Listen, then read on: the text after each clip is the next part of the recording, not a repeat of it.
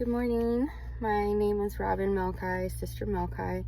I am a convert of the Church of Jesus Christ of Latter-day Saints, and this is my conversion story. I'm going to try and make it super quick because I have to go to work and I'm in the parking lot. But I have probably about 20 minutes, so hopefully we can get this done in time. My conversion story, like everyone, it's unique, but mine is really strange. It's really out there, so just keep an open mind, keep an open heart. Jesus is good. So, I'm going to start kind of in the middle of coming to realize that this is the church for me, and then give you like backstory and then the full thing. Anyways, so I was baptized a member May 27th of 2023, and it was actually my first lesson with the elders. They came over. I sought them out, which I like to tease that, you know, the missionaries go looking for people and I'm the one that went looking for them. But I asked them to come and give me a lesson, and from that night they asked me like if I would commit to baptism, and I was like, you know what, absolutely. I didn't know what I was doing. I was acting completely on faith, blind faith, but I knew that God had been preparing me for this church the second like we started the lessons. So anywho, now I'm going to give you the backstory. So when I was 18, I was pregnant with my daughter, and I was working at a hotel. I was a front desk agent, and I remember two elders coming in and asked me if I wanted to learn about my Lord and Savior Jesus Christ. And I, being so ignorant, and I didn't know a thing about Latter-day Saints, Mormons, any of it. I grew up, you know, pretty much Protestant. When I did go to church, I went to church camp as a kid every year, and I found Jesus on my own. Anyway, so when the elders had asked me that, I was like, I know Jesus, I'm fine, he's got me. You can escort yourselves out now. You know, I was really rude. And I'm sure they get that a lot. So I tell that because I want missionaries to know, like, that seed was planted when I was 18 by the church. So, I found Jesus when I was 12. I went to church camp, and you know, we would be there for a week. We would go home for a week and go back for another week. So that's what happened, and it was just the culture, the people that I wanted to be around. It was so fulfilling to my heart. We all worked together. We did dishes together. We had classes together about Jesus and all that. So I knew the second I heard the actual gospel that it was true. Like, my heart was just overflowing for Jesus. So I got baptized at a camp, Camp Montgomery, in Carlinville, in a lake, when I was 12. So from that point on, I pretty much stayed in church. Like, I went to youth groups on Wednesdays and went to church on Sundays, but mainly, like, I was a social butterfly, and I did it just kind of be with my friends and stuff. But I'm glad I did, because it did give me the kind of foundation, I guess, to know Jesus. So I grow up, and I, you know, backslide, as most teenagers of this culture do. And I got sent to military school by my parents. That's a whole other conversation, but it instilled in me a lot of things, integrity and discipline being two of the main things. So I found my kids' dad there. We got out and we got engaged. And then shortly thereafter, like 3 months or so, we were both gonna join the military and get married and be on base together. And like right before we went through MEPS, I found out I was pregnant. So we didn't go, and it just kind of, all the bad stuff started happening from there. So we were starting to do drugs, cocaine, and he smoked a lot of weed. And then I found out I was pregnant with my daughter. So I immediately quit. I quit smoking cigarettes and everything. But he couldn't, and I didn't really know that. He kept it from me. So anyways, I struggled for 2 years, you know, with him and trying to pay bills and trying to raise a little girl.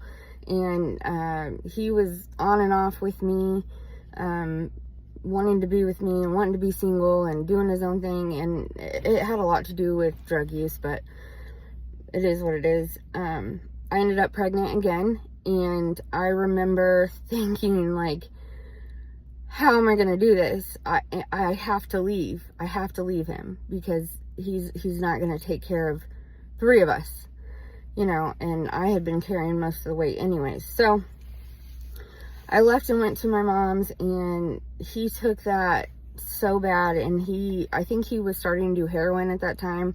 But I was very naive. So we split up. He wanted me to have an abortion, because again, we were struggling to take care of 1 kid, but I refused to do that. And, I found out I was having my son.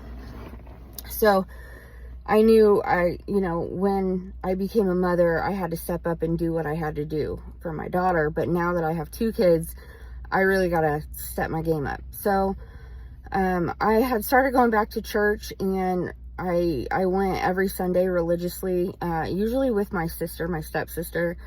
She had got saved during the time of us having kids, and we would go every Sunday and just learn. And so I'm thankful for that foundation that was instilled in me through the Protestant church, through the evangelical, non-denominational Christian church. I'm very thankful, because my pastor was very passionate about being biblical. He didn't care about the politics of the time and stuff like that. He just wanted to do what he's supposed to do as per the Bible. And he knew Greek and Hebrew, and he just was an amazing teacher. He would have you like hanging off your seat every Sunday, just wanting more of the word and his take on Jesus. And I'm so thankful because my heart was already so open and prepared for that. I didn't check what time it is. Please hold. Okay, I'm doing good. Anyway, so let me know if I can help. Seriously. Anyways, so this is happening, and I was bitter for many years after me and their dad split up, because I was like, how can God give me 2 wonderful, beautiful babies with somebody I was madly in love with me, and it ended up like this? I don't understand. So I was bitter and I was mad at God, although I was still chasing him. I was still chasing Jesus, seeking him. So, in 2017, I had gotten married in 2014 to someone that I knew was a great dad, and I grew up with him in high school, and I knew, you know, he was just a good person. So I know that I felt like I was settling, but I thought it was a safe thing, because every other relationship I got in that I was in love with somebody or just had strong feelings for, like, it would blow up and not be a good thing. So I married him, and we were together for 8 years, and he fathered, my 2 kids as we all kind of grew up. And he started having addiction issues. My kids were taking Ritalin at the time to help with school, and I didn't know he was taking their meds and snorting them, and it took me many a months to figure it out, because I was just like, how do I do I give him a dose and forget and give him another dose, or do I drop something? I thought it was me. And then finally, the thought came to my mind, and it took me a month or 2 to really realize and not be in denial about it. So anyways, he ended up, we did marriage counseling, and he went to a program for 28 days, and but it never really got better. So eventually he told me he just wants to be happy, he wanted a divorce. And so when I left, it was shortly after I left the house, I'm talking days, weeks, he posted a picture with his new girlfriend that they were pregnant. So, needless to say, I was replaced pretty quickly. And my heart was broken again. Again, I was like, Lord, I'm trying to do the right thing. What can I do? And so, during that time, however, I had started my family tree, and I went so far back. I got several generations. I want to say 5 generations on both my mom and dad's side. Well, I had started doing my family tree because my dad was adopted, and so I wanted to learn more about that side of his family. And I was starting to have some health issues, and I just kind of wanted to address what runs in my family, and so anyways, I know that the spirit was really strong when I was doing that, because it was 2 weeks straight of hyper focus, and that's all I wanted to do. And I have ADHD, so it's hard for me to focus on anything but stuff I want to, and that just had a hold on me for 2 weeks, and the spirit completely had me in that. So moving on, I found a story that my ancestors were in, that they were sheep herders, and they didn't trust the bank. So Moses, which was my grandfather, great grandfather, he hid his gold in his land. He buried it, and one of his ranch hands knew where some was and took off with it. Well, another loyal worker of my grandfather's, my great grandfather, he actually went to my grandfather and told him, hey, he's riding off with your gold. And it was $6,300, and at the time, back in the 1800s, that was astronomical amount of money. And so his 3 grown sons rode off to chase after this man, and they caught up with him, and they strung him to a tree and beat him up pretty bad, but then they let him go. But while he was riding, trying to escape them, he dropped the bag of gold, and nobody could find it. So 10 years pass, and a little Mormon boy was walking out in the woods one day and just stumbled upon this bag of gold. And he was just a young boy. He had just got married, just had a baby, and he was freaking out that he found this money. So he took it home, and in his dreams, it said that he was told by God that he needed to give that money back. So that's exactly what he did. He went to my grandfather and gave him all of his money. And my grandfather was like, who does that? Who finds a bunch of money and returns it to somebody?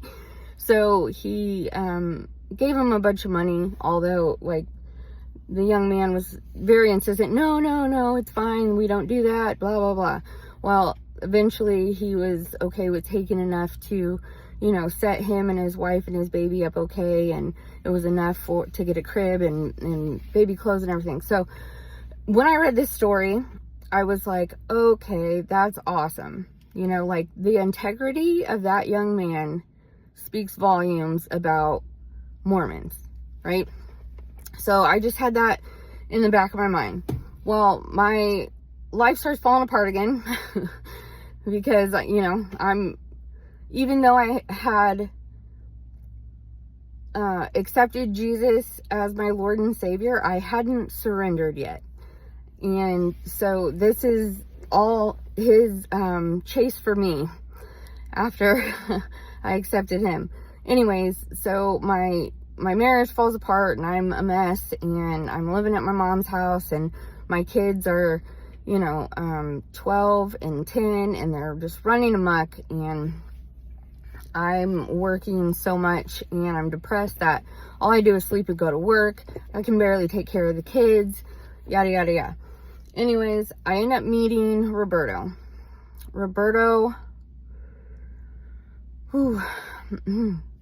I met him online, and we talked online for a bit, and he told me right out the gate, hey, I'm in recovery. I have, I think it was 5 months clean or something at that point. And he said, this is my number one priority, and I need you to know that. Like, if we're going to talk, if we're going to date, moving forward, I need you to know that. Like, I go to meetings, and it's serious. I am an alcoholic.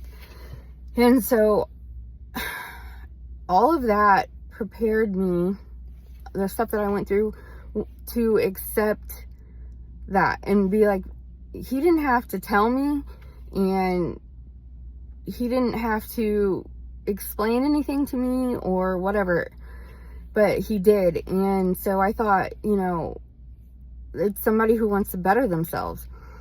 And I was appreciative of the fact that he told me. So we get together and take things extremely slow because of his recovery. And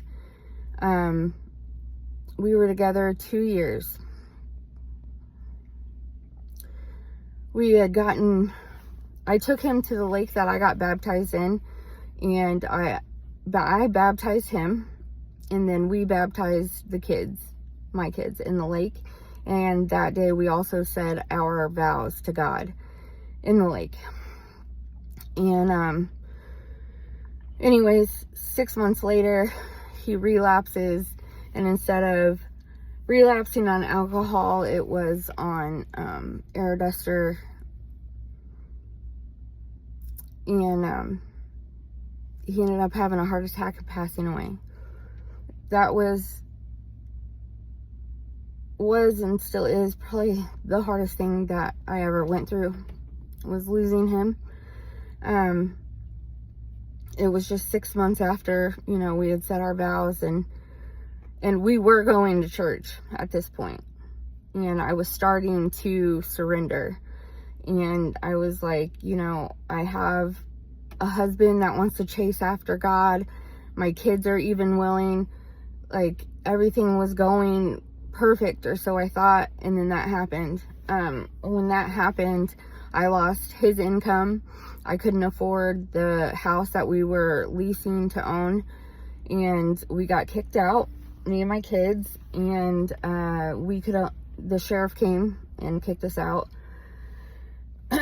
And so we only had 20 minutes to gather what we could and leave. So I lost everything. I lost their baby books, their pictures, everything, and that was really hard for me. But let me see what time it is. Okay, I got a couple minutes. So anyways, that happened when we were living together for the last year. His best friend Daniel started to live with us too. And so my kids absolutely loved Daniel. Daniel went everywhere with us. They were just, you know, best friends. And so my parents liked him and all that. So when Roberto had passed away, all I wanted to do was talk to Daniel, and I was just a mess. And I knew he's the only one that loved Roberto like I did. So I just wanted to talk to him. And he had relapsed, and so we weren't on speaking terms. And I didn't even know where he was at the time, but he was in Florida. He had just went through another program. And anyways, he called me, and I just started bawling. And he said, "Robin, it's me." And I just started bawling and told him what happened. And all he said was, "I'm on my way." And so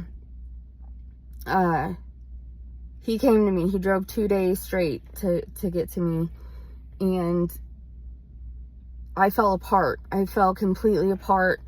I couldn't get out of bed. So he was cooking and cleaning and taking care of the kids. Well, when we lost the house, I had to ask their dad, which only had a mere 3 months clean off of heroin, a 15-year heroin addiction, to take my kids because I didn't know what to do. And so I had lost everything. I'm talking my house, my husband, my kids, my will to live. I had lost it all. And I started drinking really heavily, started doing cocaine again. And then, you know, meth came into the picture. And I chose to do that. And I even had like a talk with my spirit, and I'm like, you know, my mental health is going down so fast that I know I'm going to unalive myself. And I know this is a bad idea. This drug is a bad idea. But I need something to keep going because I have kids and I can't leave this world. So we all, me, Daniel and his brother, started smoking meth, and we were in active addiction for a little over a year. We were homeless and squatting in one of my dad's rental properties that like didn't have hot water, the electricity was crazy. I mean, it was just a really bad living situation, but we lived like that for a year. And I was getting unemployment, so I was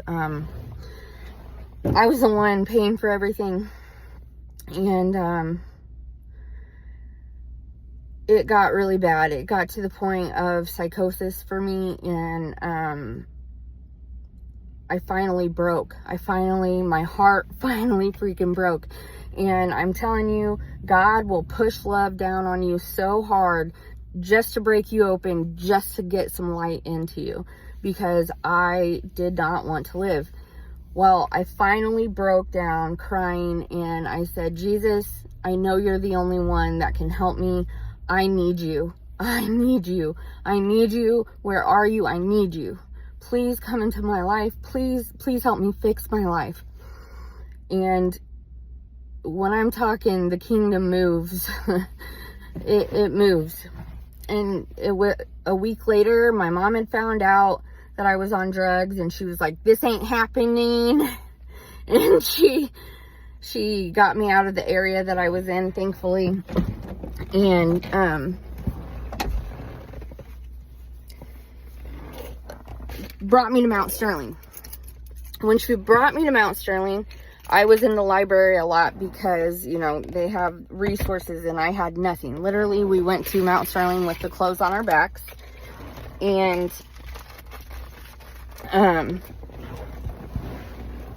I was at the library. That's where I met Faye, the librarian, and she was just so sweet. And she gave me a flyer for genealogy work. And I was like, "Oh, this is awesome. I remember when I did that in 2017, and that's awesome. I'm really into this." So I go to this genealogy workshop, and Sorry. I meet the elders. I meet the president of the church at the time. It was President Franz and Sister Franz, and you know, I'm walking to the gate. So make sure I have everything. Okay. So anyways, I told them the story of my interaction in my family's history, and they were absolutely amazed. Well, so I knew they were Mormon, but they didn't talk about the church. They were just, you know, simply interested in genealogy and helping me figure that out. But I had questions. I'm like, why are they so nice? And I want to know a little more. And like I said, Jesus had been preparing me a long time. My spirit was telling me things, and I thought, I mean, I was going through psychosis because of the meth withdrawal, but this was completely different. This was, you know, God was actually speaking to me, and I didn't realize it. I was scared, actually. I was scared because I was hearing and seeing things and all that jazz. Give me 1 second.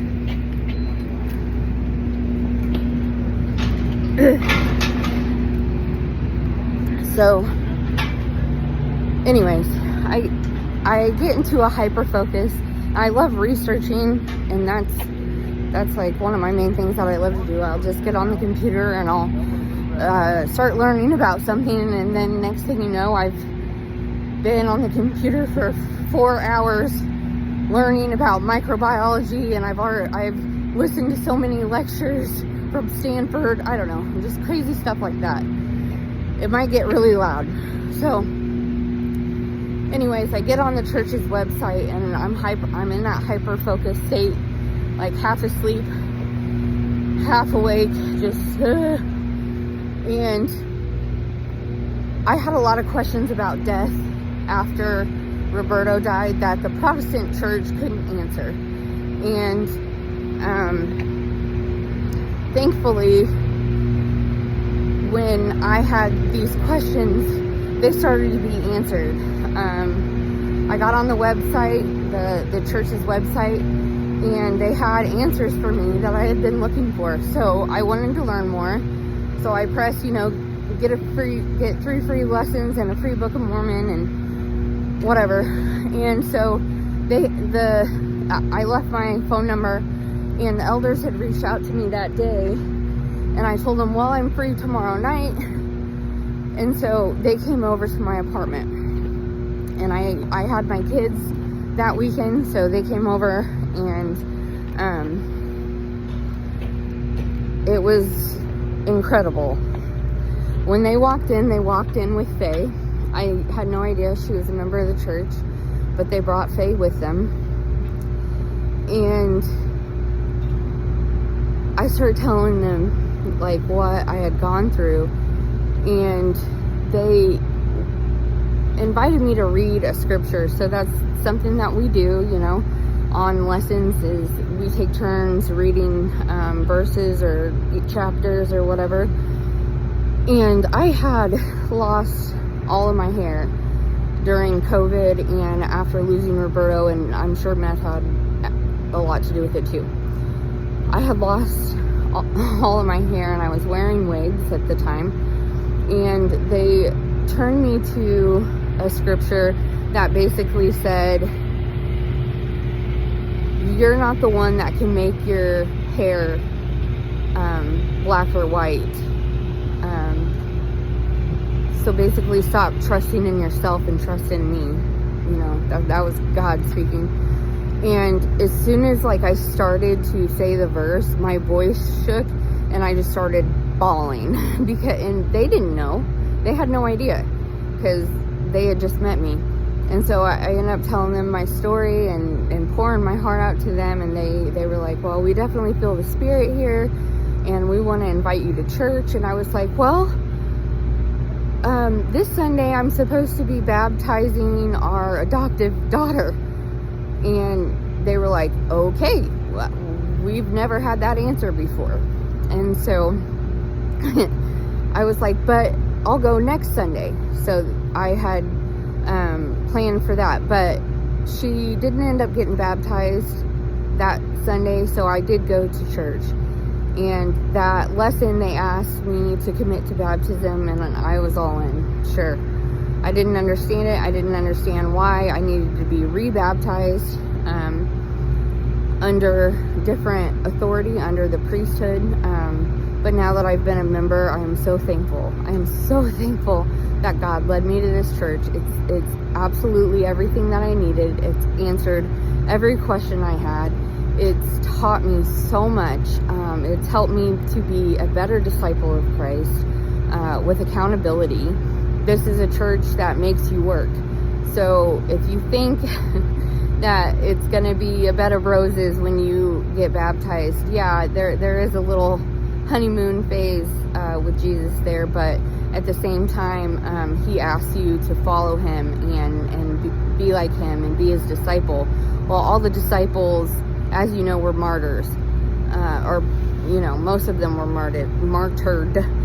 And if I always say, new level, new devil. If you're not walking around with a target on your back from Satan, then you're not living as a true disciple. You need to be spreading the word. You need to be acting in accordance to your beliefs. I have a hard time still. I'm a laborer. I work at a power plant, so even like cursing is something that I'm still working on. But this is a church that accepts you and loves you and helps you become the person that you were born to be, become the person that God is wanting you to become. And there's so much insight, especially from the prophet, but not only the prophet and apostles. Everybody in this church is inspired by Jesus, and we live and act accordingly. We're all human, we're not perfect, but you can tell that this church, it means something. It means something to them to want to be better, and it's a very beautiful thing. Even after losing everything that I've lost, he has given me so much. I've been blessed with so much because of this church, because I listened, because I had an open heart. And you know, I just ask you to do the same. Just have an open heart and want to learn and love Jesus, but you also have to have courage if you're going to be in this church, because our church is one of the most talked about and scorned and reviled churches, and it's all because it's the true church. And why wouldn't Satan attack it? Why wouldn't Satan be after you while you become a saint? So I hope this helps somebody someday, and to have an open mind and accept the teachings of the missionaries. They look young, and that I thought, oh, how am I going to learn from a 20-year-old boy that hasn't been through life? And I've been through so many hard things, but I'm talking, they are so influenced by God, and they are true missionaries that they will teach you and say the most profound things. You know, it's not them, it's God and Jesus speaking through them. So just hear him. Thanks. Love you guys. Bye.